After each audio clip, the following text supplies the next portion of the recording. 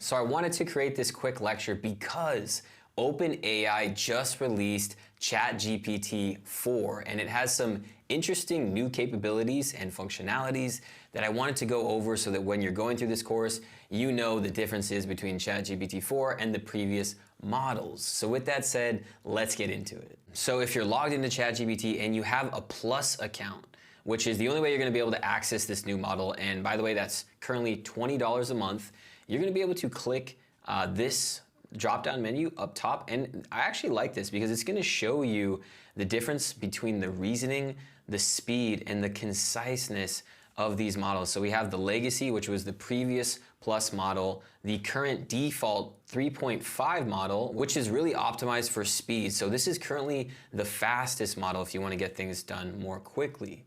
If you have the Plus account, then ChatGPT 4 is going to be available for you, which is their newest, most advanced model that excels at tasks that require really advanced reasoning, complex instructions and understandings, and overall has way more creativity. So the reasoning has gone way up and the conciseness has gone way up, but the trade-off is the actual speed of the outputs has gone down. So that's something to keep in mind.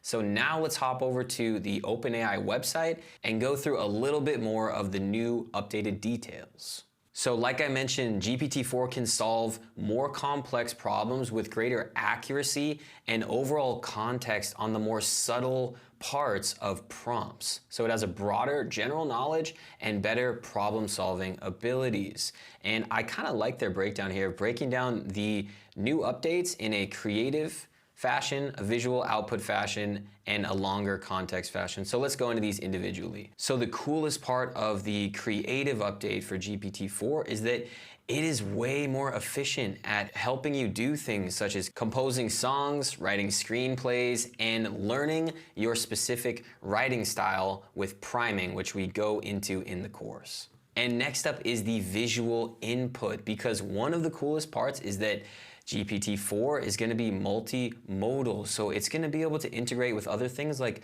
photos and in the future, audio and video.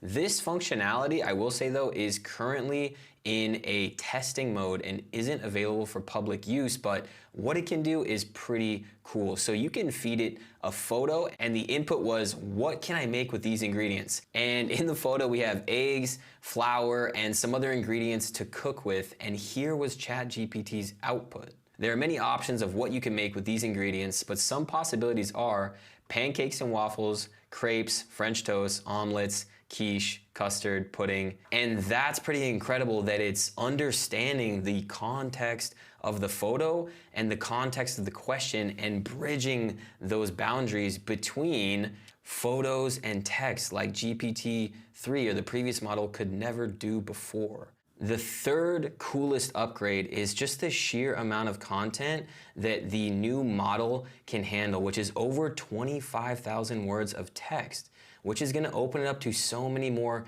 use cases with long form content. For example, you can now paste in nearly 50 pages of written words, and it can, of course, digest that information, synthesize it, and pop out whatever it is that you're putting into your input.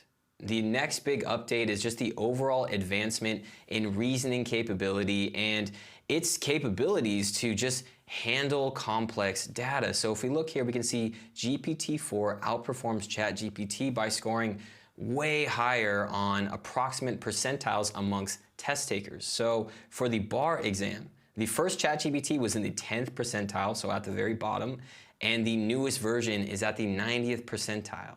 So all of these updates are coming out consistently, so we will be adding lessons as the new functionalities are rolled out. And I also wanted to mention that everything else that we teach in this course is still completely applicable to this new model. So as you progress through this course, you can choose to use whichever model you'd like to use for ChatGPT, and we'll continue to add new lessons into this course for the new functionalities that OpenAI continues to release.